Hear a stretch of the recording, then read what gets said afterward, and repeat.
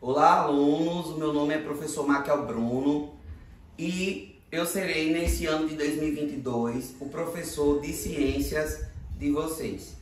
Eu estou gravando essa aula para explicar a vocês, o primeiro capítulo do livro.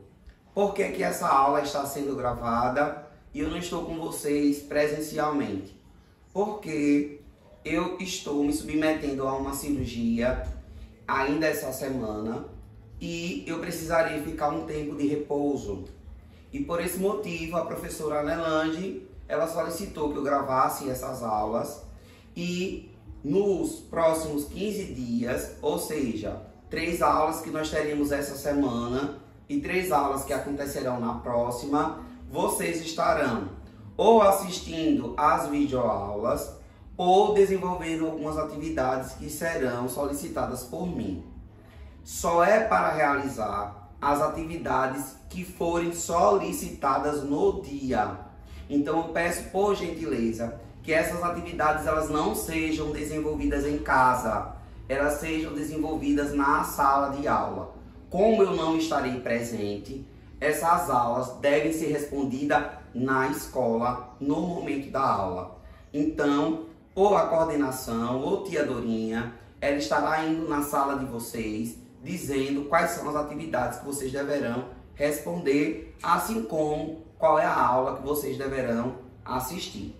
Tudo bem? Espero contar com a ajuda de vocês. Comportem-se. Estou ansioso e com muita expectativa para conhecer vocês pessoalmente, mas infelizmente, por motivo de saúde, nesses próximos 15 dias eu não poderei. Tudo bem?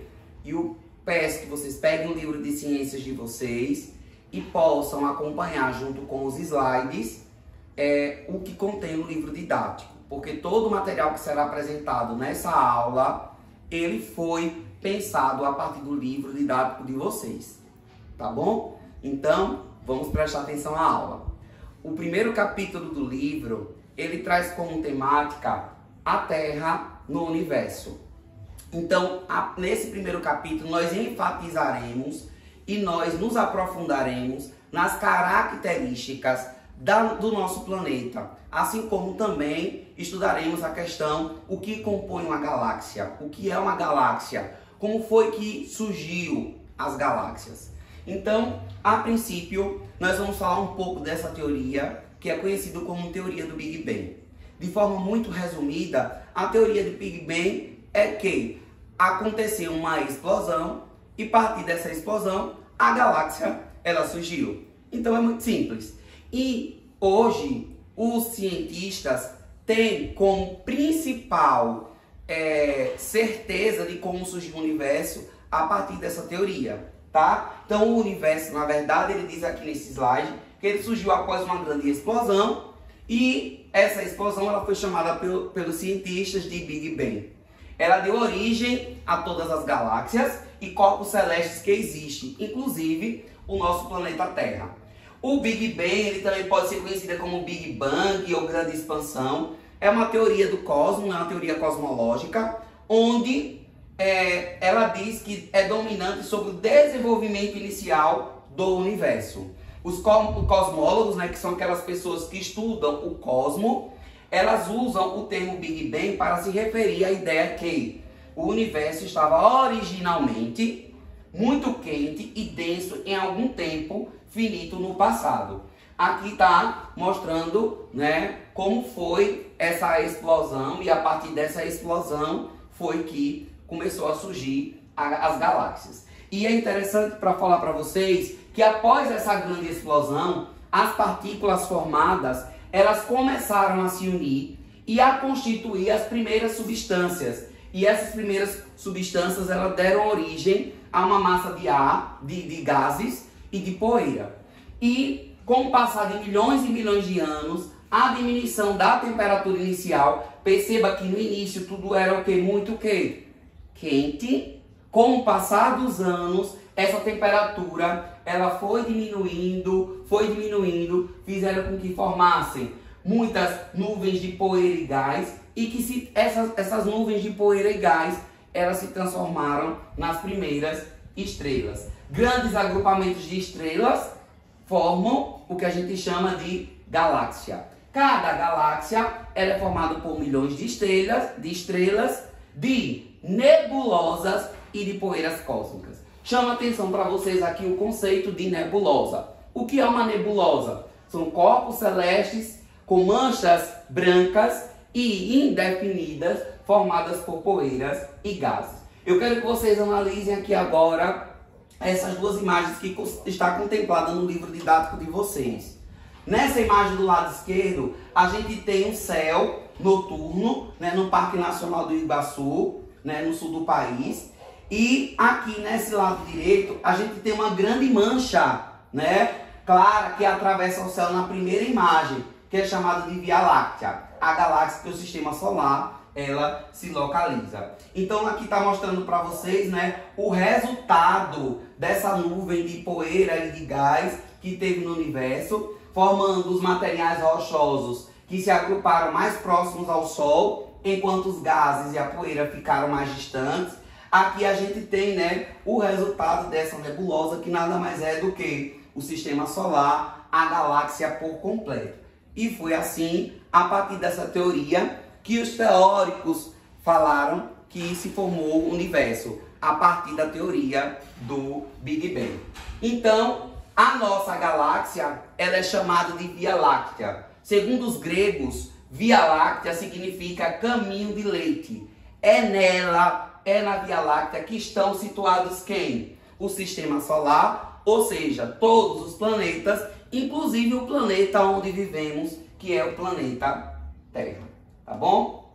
Aí aqui a gente tem, né, mostrando para vocês que o Sistema Solar, ele não é mais formado por 9 planetas como antes. Ele é formado apenas por 8 planetas, tá? E esses planetas, eles estão dispostos na ordem, né, que é de acordo com a distância do Sol. Quanto mais próximo o planeta for do Sol, mais quente ele é. Então nós temos que na ordem temos Mercúrio, Vênus, Terra, Marte, Júpiter, Saturno, Urano, Netuno e por fim a gente tem os planetas anões, né, que temos alguns aqui que nós vamos nos aprofundar na próxima aula. Mas o planeta que deixou de ser planeta e passou a ser considerado planeta anão é chamado de Plutão, que era o planeta que participava do Sistema Solar e deixou de participar, tá bom? Então, nós temos, né, a nossa estrela radiante, que é o Sol, que é considerado uma estrela, que é a estrela que está mais próximo do planeta Terra.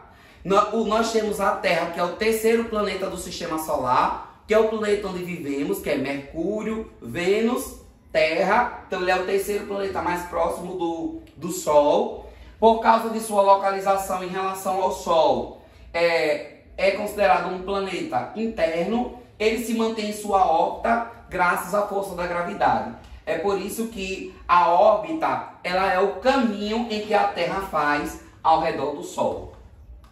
Mas o que é a força da gravidade, né? A força da gravidade é uma força de atração que existe entre os corpos. No caso da superfície terrestre, é a gravidade que nos empurra para baixo, permitindo que fiquemos presos à superfície terrestre.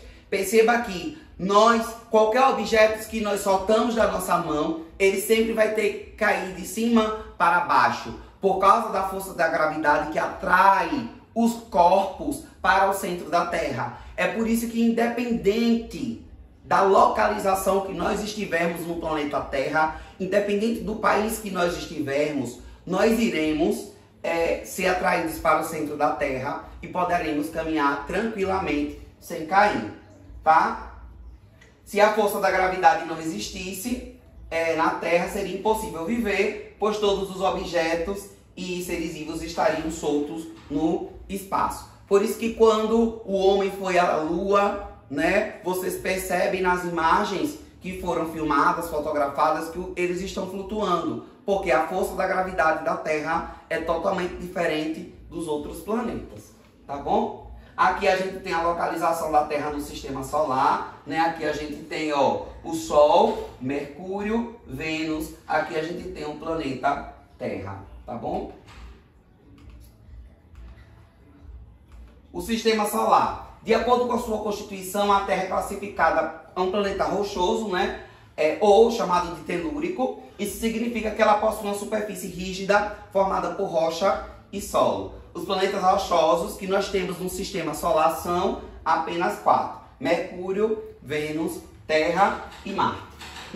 Vocês já estudaram isso no passado, né? Mas a Terra, ela possui 2 movimentos, que é o movimento de rotação e o movimento de translação. O movimento que a Terra faz em torno de si mesma, que tem a duração de aproximadamente 24 horas, é chamado de movimento de rotação. É aquele movimento que a Terra gira em torno de si mesma.